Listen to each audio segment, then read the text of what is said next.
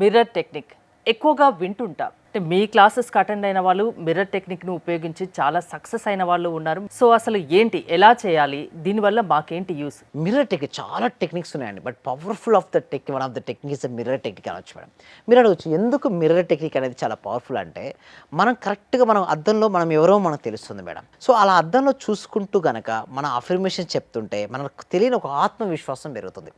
Law of attraction ఏంటంటే, మనకు ఆత్మవిశ్వాసం కానీ మన వైబ్రేషన్ పెరిగినప్పుడు, మన ఎనర్జీ పెరిగినప్పుడు మనం ఏదైతే ఆలోచిస్తామో అది రియాలిటీకి వస్తుంది. చాలా కాన్ఫిడెన్స్గా ఉంటాం.